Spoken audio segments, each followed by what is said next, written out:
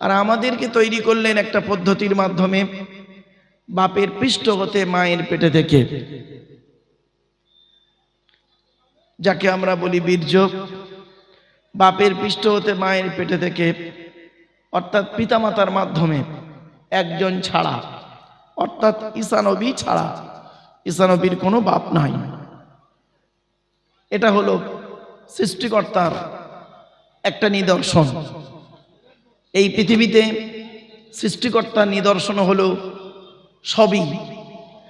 তার ভিতর থেকে একটা নিদর্শন হলো যে তিনি বিনা বাপে বিনা পিতায় পৃথিবীতে সন্তান জন্ম দেন। সেটা হলো ঈসা নবী, তার নমুনা। সৃষ্টিকর্তা আমাদের তৈরি করলেন, আমাদের দেহের মধ্যে চারটে গুরুত্বপূর্ণ অর্গান দিলেন। 1 নম্বর ব্রেন, 2 নম্বর হার্ট, 3 নম্বর লিভার, 4 নম্বর কিডনি। এরপরে সৃষ্টিকর্তা আমাদের করলেন কি, দেহের মধ্যে 9টা ছিদ্র দিলেন। 9টা ছিদ্র দেহের মধ্যে। হিন্দু মুসলিম ভালো করে শুনে যান।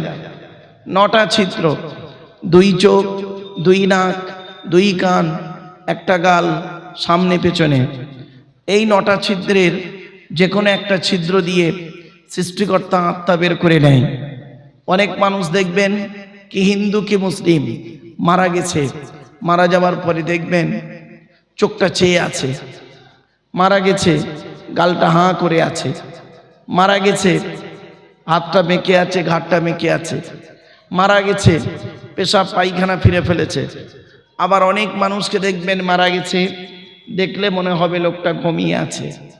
এবারে কিভাবে আপনি মরতে চান, এখানে বসে একটু দয়া করে কথাগুলো শুনে যান। সৃষ্টিকর্তা যেন আমাদের ইমানের সহিত ভালোভাবে মৃত্যু দান করেন। যেহেতু পৃথিবীতে এসেছি, যেতে হবে, কেউ চিরস্থায়ী নয়, কয়েকদিনের জন্য আমাদের আশা। আর এই কয়েকদিনের ভিতরেই দেখবেন আমরা নিজেদের মধ্যে রক্ত নিয়ে মারামারি করি, নিজেদের অর্থ নিয়ে মারামারি করি, চেয়ার নিয়ে মারামারি করি, সম্মান নিয়ে মারামারি করি। মনে রাখবেন সব কিছুর মালিক কিন্তু একজনই, তিনি হলেন সৃষ্টিকর্তা আল্লাহ। যে সৃষ্টিকর্তা আপনাকে উঁচু আসনে বসাতে পারেন, সেই সৃষ্টিকর্তা আবার আপনাকে উঁচু আসন থেকে নিচে নামিয়ে বসিয়ে দিতে পারেন। যে সৃষ্টিকর্তা আজকের আপনাকে আমির বানাতে পারেন, সেই সৃষ্টিকর্তা পরের দিন আপনাকে ভিখারি বানাতে পারেন। অতএব আপনার চিন্তা ভাবনা চেতনা যেন সৃষ্টিকর্তার উপরে 100% থাকে। ভরসা যখন করবেন সৃষ্টিকর্তার উপরেই করুন, কোনো ব্যক্তি বস্তুর উপরে নয়। সৃষ্টিকর্তা নিজেই বলছেন, পবিত্র কোরআনের 30টা খণ্ড আছে, পারা আছে। যারা হিন্দু ভাই তারা তো এই পারা বুঝবে না, তাই আমি হিন্দু মুসলিম সমন্বয়ে কথাগুলি বলছি। কোরআনের 30টা খণ্ড আছে, তার মধ্যে 4 নম্বর খণ্ডের 10 নম্বর পৃষ্ঠাতে 4 নম্বর লাইনে বলা হয়েছে, হে পৃথিবীর মানুষ, তুমি যখন কোনো কাজ করতে যাবে, পৃথিবীর কোনো ব্যক্তি বস্তুর উপরে ভরসা করে কাজ করিও না, একমাত্র সৃষ্টিকর্তার উপরে ভরসা করে কাজে নামো। ইজা আযামতা ফাতাওয়াক্কাল আলাল্লাহ ইন্নাল্লাহা ইউহিব্বুল মুতাওয়াক্কিলিন। সৃষ্টিকর্তা বলছেন, তুমি যখন কোনো কাজ করতে যাবে, পৃথিবীর কোনো ব্যক্তি বস্তুর উপরে ভরসা করে কাজে নামবে না, একমাত্র সৃষ্টিকর্তার উপরে ভরসা করে কাজে নামবে। ইন্নাল্লাহা ইউহিব্বুল মুতাওয়াক্কিলিন। যারা সৃষ্টিকর্তার উপরে ভরসা করে কোনো কাজে নামে, আমি সৃষ্টিকর্তা তাদের অত্যন্ত ভালোবাসি। এই ভরসার একটা ছোট্ট উদাহরণ পেশ করছি আপনাদের সামনে। রাস্তা ছিল একটাই রাস্তা, 2টো দল গেল। প্রথম দল পার হয়ে গেল, দ্বিতীয় দল ডুবে মরে গেল। রাস্তা কিন্তু একটা, রাস্তা 2টো হয়নি, একটাই রাস্তা ছিল। রাস্তাটার নাম হলো, আপনারা জানেন, মুসা নবীর হাতের লাঠির মাধ্যমে সৃষ্টিকর্তা যে রাস্তা তৈরি করেছিলেন নদীর মাঝখান। রাস্তা ছিল একটা, দল ছিল দুটো, মুসা নবীর দলবল, পেছনে ছিল ফেরাউনের দলবল। মুসা নবীর দলবল প্রথমে গেল, পার হয়ে গেল, ফেরাউনের দলবল ডুবে মরে গেল। ভরসাটা রাস্তার উপরে নয়, ভরসাটা সৃষ্টিকর্তার উপরে করুন। মুসা নবীর ভরসা ছিল সৃষ্টিকর্তা আল্লাহর উপরে, আর ফেরাউনের ভরসা ছিল রাস্তার উপরে আর ওর সৈন্য সামন্তর উপরে। এজন্য বেটা ডুবে মরল। তাহলে ভরসাটা রাস্তার উপরে নয়, ভরসাটা করুন সৃষ্টিকর্তার উপরে। বাড়িতে গিয়ে ভাববেন কথাগুলি। এরপরে সৃষ্টিকর্তা বললেন, তো দেহের মধ্যে তিনটি জিনিস দিয়েছি, খুবই গুরুত্বপূর্ণ। হিন্দু মুসলিম সকলকে আমি বলছি, এই খোলাপোতা নাকি এটা, এই খোলাপোতা বাজারে যত মুসলিম ভাইয়ের দোকান আছে, যত অমুসলিম সনাতন ধর্মের ভাইদের দোকান আছে, সকল দোকানদারকে লক্ষ্য করে বলছি, এই পৃথিবীতে যদি আপনি বাঁচতে চান, শান্তি আনতে চান, আপনার ব্যবসায় যদি ডেভেলপ করতে চান, তাহলে তিনটে জিনিসকে ঠিক রাখুন। বয়জাফলা বদন্তের সয়াকার। বয়জাফলায় ব্যবহার, যে দোকানদারের ব্যবহার খারাপ তার দোকানদারি বেশি দিন চলবে না। সুতরাং খরিদ্দারের সঙ্গে সুসম্পর্ক, ভালো আচরণটা রাখুন। ভয় হলো বচন, কথাবার্তা। যদি আপনি দোকানদার কথাবার্তা যদি খারাপ করেন খরিদ্দারের সঙ্গে, আপনার দোকানদারি বেশি দিন চলবে না। আপনি যেন ভাববেন না মুদিখানার দোকান শুধু খোলাপোতা বাজারে আমার একার আছে, কাপড়ের দোকান শুধু আমার একার আছে, মিষ্টির দোকান শুধু আমার একার আছে। Competition market. আপনার দোকান থেকে নাই বা নিল, পাশের দোকান থেকে নিয়ে কিন্তু তিনি তার কাজটা মিটিয়ে নেবেন, আপনি তার কাছে চিরতরে খারাপ হবেন। এই জন্য বয় হলো বচন, কথাবার্তা ঠিক রাখুন। তো 1 নাম্বার বয়জাফলায় ব্যবহার, 2 নাম্বার বয় হলো বচন, 3 নাম্বার দন্তের সয়াকারে সাধুতা, বিশ্বাস। মহাজনের কাছ থেকে মাল আনছো, তার সঙ্গে যদি বিশ্বাসঘাতকতা করেছো, সে তোমায় মালই দেবে না, ব্যবসায়ী চলবে না। ব্যবহার, বচন, সাধুতা, তিনটে যার মধ্যে আছে, he is a really businessman, তিনি হলেন সত্যিকারের একজন ব্যবসায়ী। আর তিনটে গুণ যার মধ্যে নেই, তার ব্যবসা বেশি দিন চলবে না। আমার বলার উদ্দেশ্যটা কি, পৃথিবীতে একজন ব্যবসায়ী এসেছিলেন, যে ব্যবসায়ীর জন্ম হয়েছিল, আপনারা তো এত দোকানদারি ব্যবসা করছেন, আর পৃথিবীতে একজন ব্যবসায়ীর আগমন ঘটেছিল। ব্যবসায়ী এসেছিলেন 570 খ্রিস্টাব্দে 29 আগস্ট সোমবার। আর ওই ব্যবসায়ী পৃথিবী ছেড়েছিলেন 632 খ্রিস্টাব্দে জুন মাসের 8 তারিখ সোমবার। 62 বছর প্লাস কয়েকদিন ওই ব্যবসায়ীরা পৃথিবীতে ছিলেন। এমন ব্যবসা করে দেখিয়ে গেলেন, সারা পৃথিবীর মানুষ আজও তার কথা মনে রাখে, তার কথা নিয়ে মূল্যায়ন করে, তার কথা নিয়ে গবেষণা করে, তার কথা নিয়ে রিসার্চ করে। সেই ব্যবসায়ীটার নাম হলো বিশ্বনবী হযরত মুহাম্মদ মুস্তাফা সাল্লাল্লাহু আলাইহি ওয়াসাল্লাম। সদী শ্রোতামণ্ডলী, তাই আপনাদের কাছে আমার একান্ত আবেদন নিবেদন, আপনারা মাথায় রাখুন কথাগুলিকে। এরপরে আসছি, সৃষ্টিকর্তা বলছেন, হে পৃথিবীর মানুষ,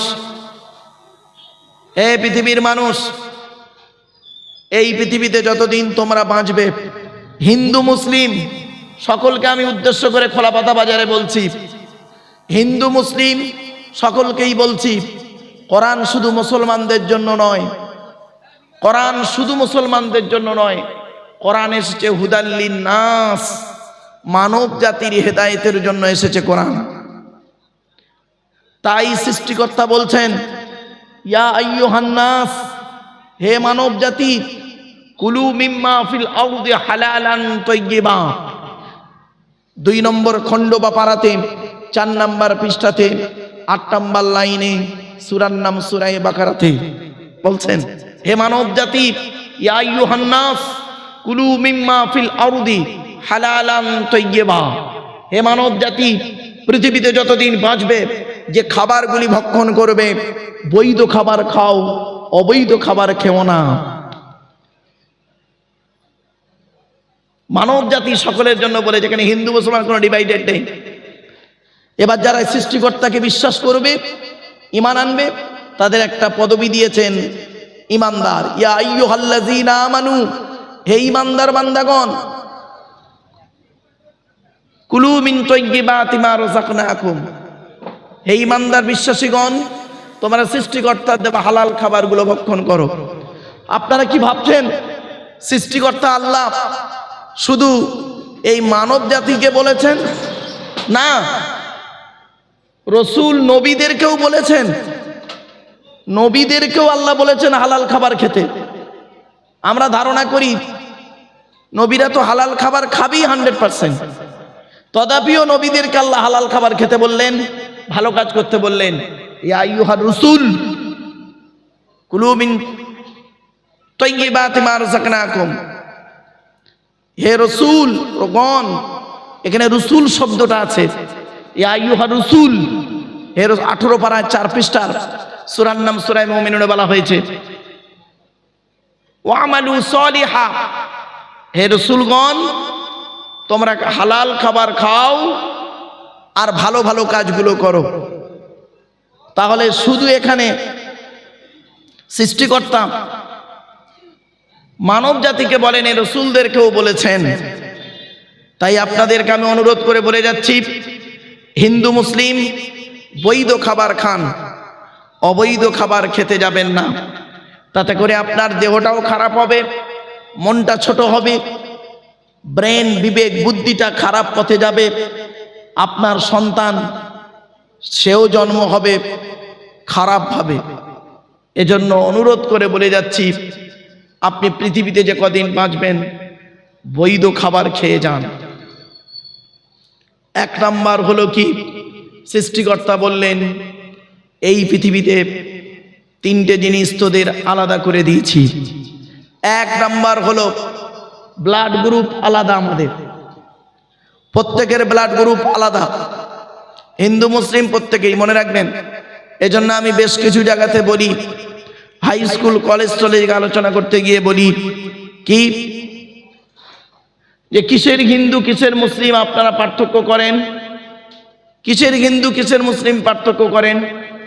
আপনারা কি জানেন হিন্দুদের রক্তের ভিতরে মুসলমানদের রক্ত আছে, মুসলমানদের রক্তের ভিতরে হিন্দুদের রক্ত আছে।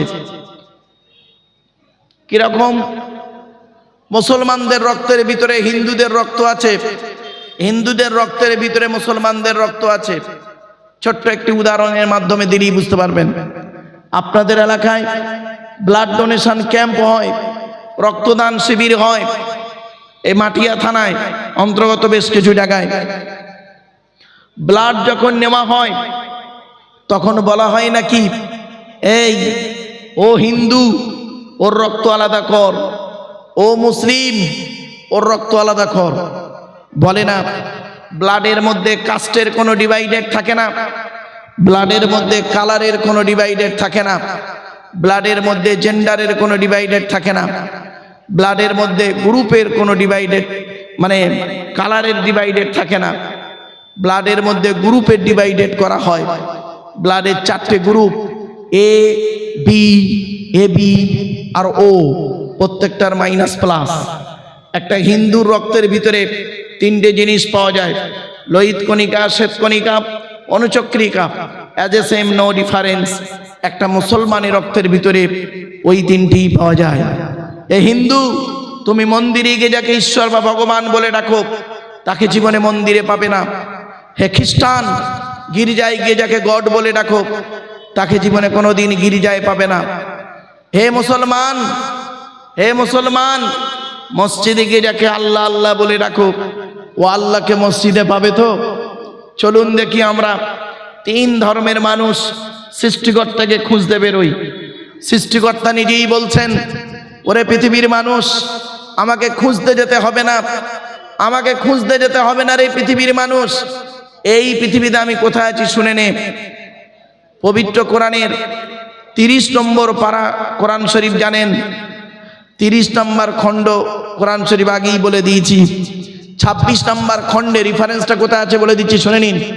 26 নম্বর খণ্ডে 18 নম্বর পৃষ্ঠাতে প্রথম নাম্বার লাইনে সেখানে বলা হয়েছে সূরা কফে, ওয়ালাকাদ খলাকনাল ইনসানা ওয়া না'লামু মা তুওয়াসবিসু বিহি নাফসুহু ওয়া নাহনু আকরাবু ইলাইহি মিন হাবলিল ওয়ারিদ। সৃষ্টিকর্তা বললেন, হে মানব জাতি, আমি তোদের সৃষ্টি করেছি, তোদের মনের মধ্যে ভালো মন্দ যা কিছু আছে সব আমি সৃষ্টিকর্তা সব জানি।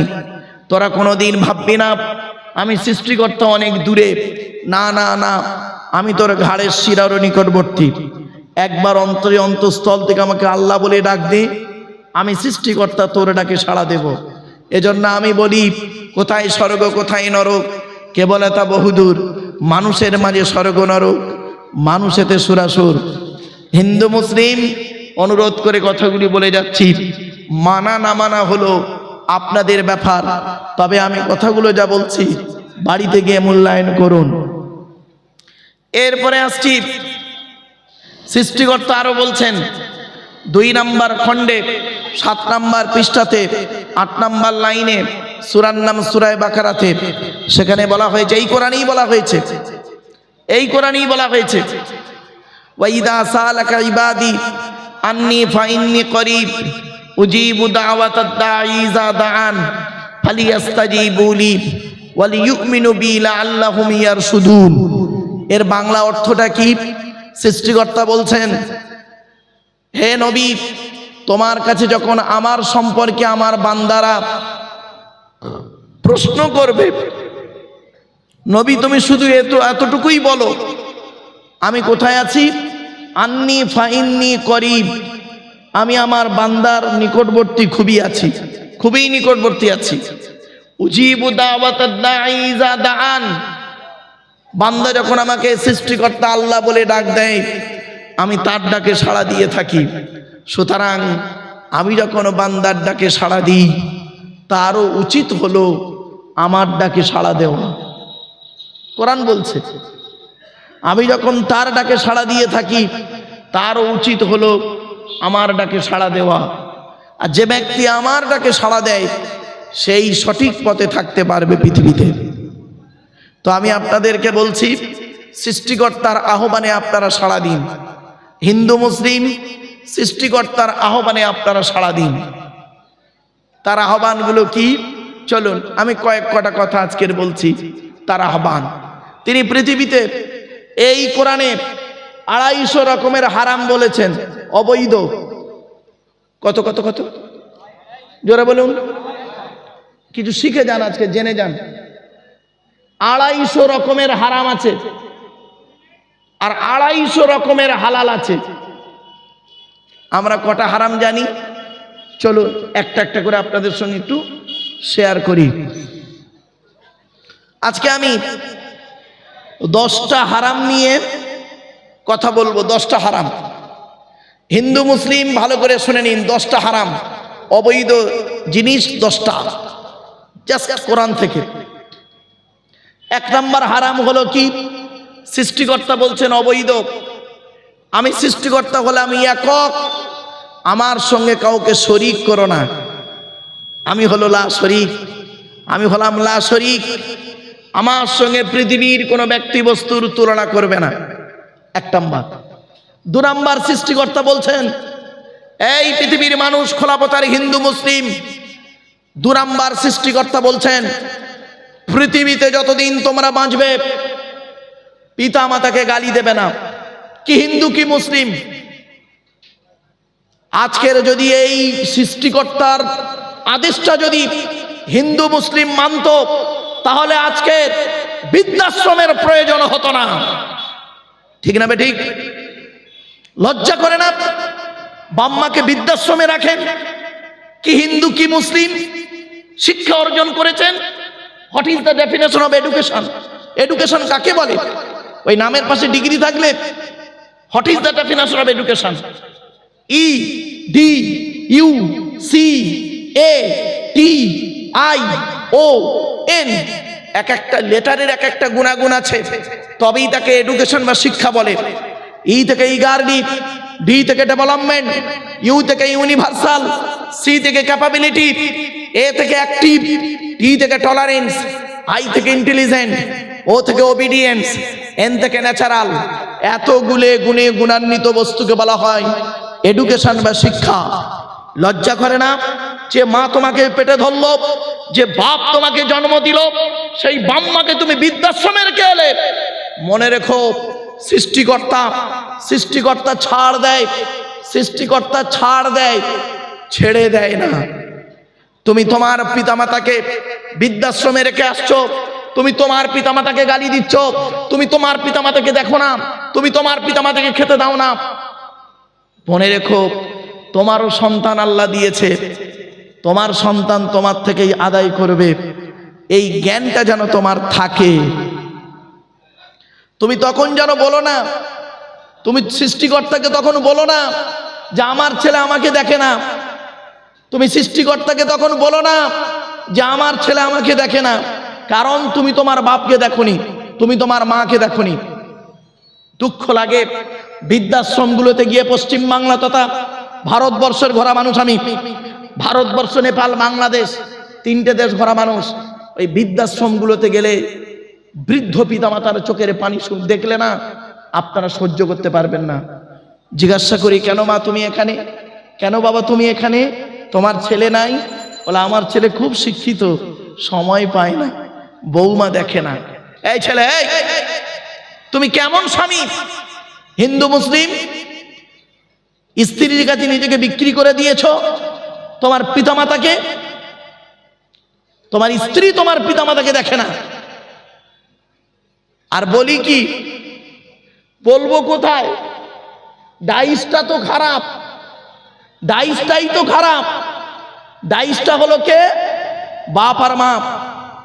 বেশিরভাগ মেয়ের সংসার নষ্ট হয়, বেশিরভাগ মেয়ের সংসার নষ্ট হয় কি হিন্দু কি মুসলিম, মনে রাখবেন, বেশিরভাগ মেয়ের সংসার নষ্ট হয় মেয়ের মায়ের কান ভাঙা নিতে।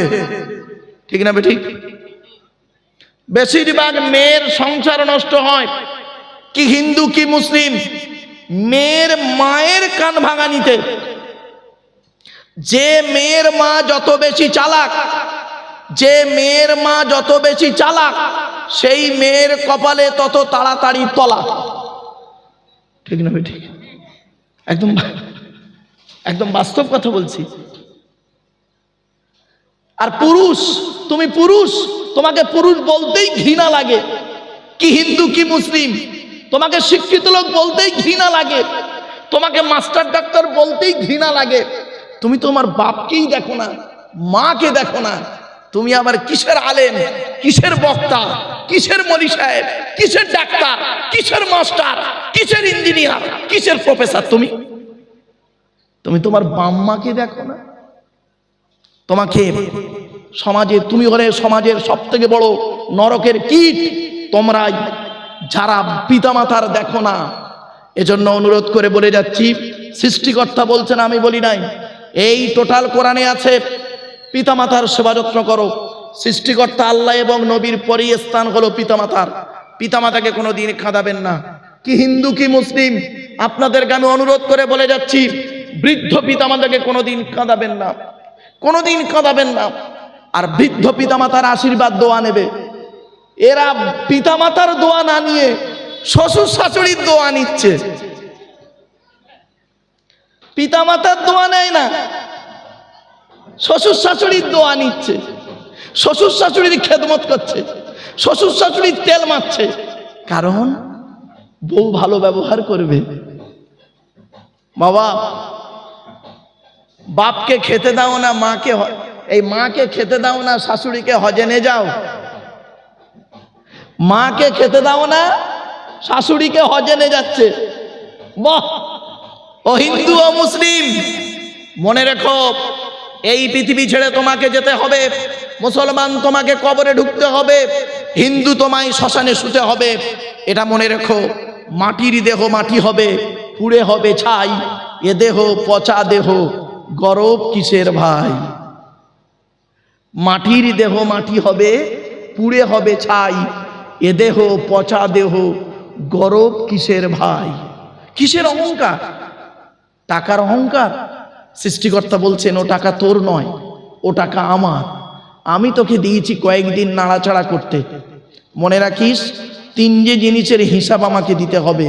জ্ঞানী জ্ঞানের হিসাব দে, জ্ঞানী জ্ঞানের হিসাব দে, ধনী অর্থের হিসাব দে। তোকে আমি অর্থ দিয়েছিলাম, কোথায় কোন খাতে ব্যয় করেছিস হিসাব দে। আর যুবক, এই যুবক ছেলে, যৌবনের হিসাব দে। এই তিনটে হিসাব দেওয়ার জন্য আপনারা এখানে প্রস্তুত হন।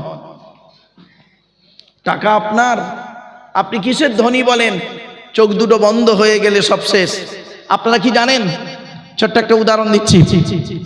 আপনারা কি জানেন আপনাদের এলাকায়, মুসলিমদের বলছি, এবার মুসলিমদের বলছি, যখন মানুষ মারা যায় মুসলিমরা কি করেন? আপনারা গোসল দিয়ে, কাফন পরিয়ে, জানাজা পড়িয়ে, মাটি দিয়ে চলে আসেন, তাই তো নাকি? আরে ভাই বলুন না, আহা হুঁ বলুন আমার সঙ্গে। আচ্ছা, 20 দিন পর, কতদিন? 20 দিন পরে কোনোদিন কোনো মুসলিমের কবর খুলে দেখেছেন মালটা কেমন আছে? দেখেননি না? একবার একটু দয়া করে দেখবেন, আপনার ধারণাটাই পাল্টে যাবে। শুনে নিন, মানুষকে যখন মাটি দিয়ে আসা হয় 8 থেকে 10 দিন পরে, 8 থেকে 10 দিন পরে মাথার চুলগুলো, গায়ের লোমগুলো, হাতের নখগুলো খসে খসে পড়ে যায়। 12 থেকে 14 দিন পরে মাথার ব্রেনটা পচে গিয়ে নাক দিয়ে, কান দিয়ে, গাল দিয়ে গড়াতে থাকে। 18 থেকে 20 দিন পর পেটটা ফেটে যায়, পোকায় তৈরি হয়। 2 মাস পর সমস্ত চামড়া মাংস পোকায় খেয়ে নেয়, ফ্রেমটা পড়ে থাকে। 6 মাস পর কয়েক কটা হাড় ছাড়া বাকি সব পোকায় খেয়ে নেয়। কোথায় গেল সুন্দর দেহ? শুনে নিন, তবে কয়েক কটা দেহ মাটি খেতে পারে না, টাটকা থাকে। সেই দেহগুলোর মধ্যে, মুসলিমদেরকে বলছি, সেই দেহগুলোর মধ্যে একটা দেহ যেন আপনার হয়, আমার হয়। এই জন্য এখানে একটু বসুন, সেই দেহগুলোর নামগুলো শুনুন। 1 নাম্বার নবীদের দেহ, আমরা কেউ আর নবী হতে পারবো না, 1 নাম্বারটা শেষ। 2 নাম্বার শহীদানদের দেহ, আমরা শহীদান হতে পারবো কি তা জানি না। 3 নাম্বার মোকাম্মাল কোরআনে হাফেজের দেহ, আমরা হাফেজ হতে পারবো কি তা জানি না। হাক্কানি আলেমের দেহ, পারবো কি তা জানি না। 5 নাম্বার মুয়াজ্জিনের দেহ, আর মসজিদ তো একটাই খোলা পথে এই বাজারে, নাকি আর দুটো আছে ভাই? আছে, তার দুটো মসজিদে কটা মুয়াজ্জিন? আজান দেয় কজন? 2 জন, তো হয়ে গেল তো। 6 নাম্বারটা আমরা হতে পারবো প্রত্যেকেই হালাল খানেওয়ালা মানুষের দেহ, মাটি কোনোদিন খেতে পারে না, টাটকা থাকে। সুধী শ্রোতা মণ্ডলী, হালাল খাবারটুকু খান।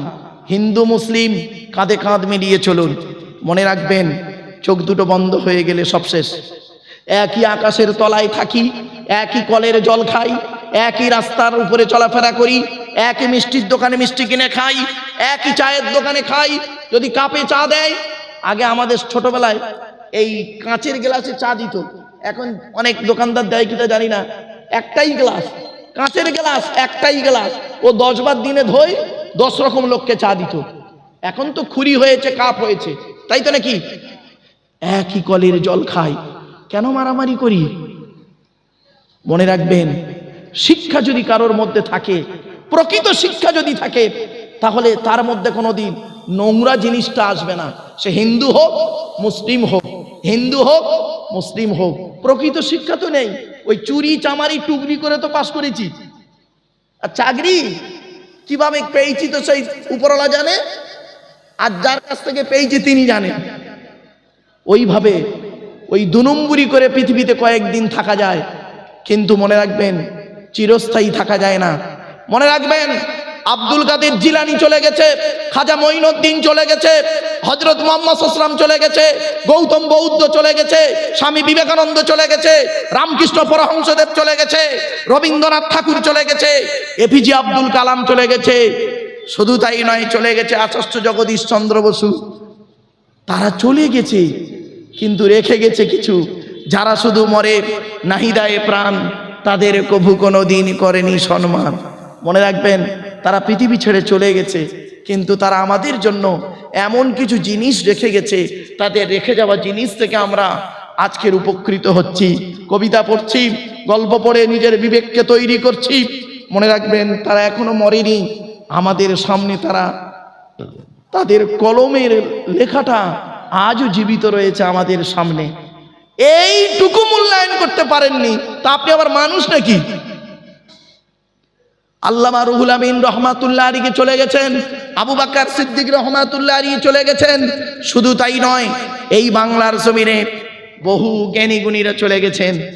আবার আজও তারা চোখের সামনে, তাদের লেখনীয়গুলো আজও আমাদের চোখের সামনে ভাসে। কোথা আছেন? আগে মানুষ হই, চলুন হিন্দু মুসলিম আমরা আগে মানুষ হই। আজকের অনেকে রাতের বেলা বাড়ি যাব, গিয়ে স্ত্রীকে গালিগালাজ করব। আপনারা কি জানেন, এই কোরআনে বলা হয়েছে, এই কোরআনে বলা হয়েছে, এর যে নবী এসছেন, যে নবী মুহাম্মদকে নিয়ে এত গবেষণা করা হচ্ছে সারা পৃথিবী নিয়ে, শুনে নিন, সেই মুহাম্মদ সাল্লাল্লাহু আলাইহি ওয়াসাল্লাম বলছেন, স্ত্রীর পিতামাতার গালি দেওয়া হলো হারাম বা অবৈধ। কি বললো? কি বললো? স্ত্রীকে পিতামাতা মানে কে হয়? আপনার কে হবে? শ্বশুর শাশুড়ির গালি দেওয়া হারাম। আপনি কি জানেন শ্বশুর শাশুড়ির গালি দেওয়া হারাম? আল্লাহর নবী নিষেধ করেছেন। আপনি তো শ্বশুর শাশুড়ি গালি দেন, আপনার স্ত্রী একটা ভুল করেছে, তাকে গালি দিয়েছেন, তাকে গালি দিয়ে আপনার স্বাদ মেটে নাই, তার মরা বাপটাকেও গালি দিয়েছেন, মরা মাটাকেও গালি দিয়েছেন, দিয়ে আপনি মন্দিরে যাচ্ছেন, আপনি মসজিদে যাচ্ছেন, আপনি মনে করেছেন আপনি খুব ভালো লোক, আপনি ভালো লোক। আপনি লোকের 2 নম্বরি মালগুলো মেরে, মানুষের মেরে, মানুষ হত্যা করে, মানুষের মানসিক চাপ সৃষ্টি করে তার আত্মাকে মেরেছেন, তার দেহটাকে শেষ করেছেন, তার বিবেকটাকে শেষ করেছেন আপনি। শোনেন, মার্ডার কত রকমের হয় জানেন? বাবা, আমি একজন ফরেনসিক ইনভেস্টিগেটর কুইজের একজন অফিসার, আমার একবার মূর্খ গান্ডু ভাববেন না। মানুষকে কত রকম ভাবে মারা হয় জানেন? শারীরিক নির্যাতন, মানসিক নির্যাতন। এই মানসিক নির্যাতনটা মারাত্মক। স্বামীরা স্ত্রীদের শারীরিক নির্যাতন করে, আর কিছু স্ত্রী আছে স্বামীদেরকে মানসিক নির্যাতন করে। কিছু বোঝেন? কিছু অনুরোধ করে বলে যাচ্ছি, এজন্য প্রত্যেকটা স্বামীর দায়িত্ব হলো স্ত্রীকে 17টা শিক্ষা দেওয়া। আপনারা কি হিন্দু কি মুসলিম, আপনাদেরকে বলে যাচ্ছি, নিজের স্ত্রীকে কয়েকটা শিক্ষা আপনারা দেবেন, যে শিক্ষাগুলো খুবই দরকার, খুবই জরুরি। তাই আজ আপনাদের কাছে বলছি, সৃষ্টিকর্তা 10টা হারামের কথা আজকের বলবো।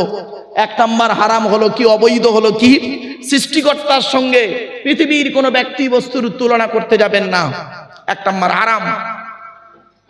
2 নাম্বার হলো, সৃষ্টিকর্তা বলছেন, এই পৃথিবীতে তোমার জন্ম দেওয়া পিতামাতাকে কোনোদিন গালি দিও না, জন্ম দেওয়া বাপ আর মাকে কোনোদিন মারধর করো না, গালি দিও না, অত্যাচার করো না, শারীরিক নির্যাতন করো না, মানসিক নির্যাতন করো না, বরং পিতামাতার সঙ্গে ভালো ব্যবহার করবেন। অনেকে আছে দেখবেন, স্ত্রীকে নিয়ে আনন্দে থাকে, ছেলে মেয়েকে নিয়ে আনন্দে থাকে, আজকে রাতে গিয়ে ঘুমাবে আনন্দে। অনেক ব্যক্তি এখানে বসে আছেন, দাঁড়িয়ে আছেন, আপনারা বাড়ি থেকে স্ত্রী ছেলে মেয়েকে নিয়ে ঘুমাবেন, আর বৃদ্ধ পিতামাতা খেয়েছে কিনা খবর নেবেন না। আপনি আবার সকালবেলা উঠে সৃষ্টিকর্তাকে ডেকে দোকান খুলবেন, আর আপনার ওই দোকানে সৃষ্টিকর্তা তার করুণা বর্ষণ করবে? আপনি ভাবলেন কি করে? আপনি ভাবলেন কি করে?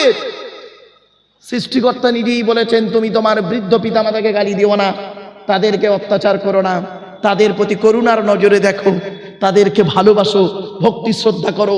পিতামাতা যদি আশীর্বাদ করে, পিতামাতা আশীর্বাদ দোয়া যদি করে, ওই দোয়াটা সৃষ্টিকর্তার আরশে আজিমে পৌঁছে যায়।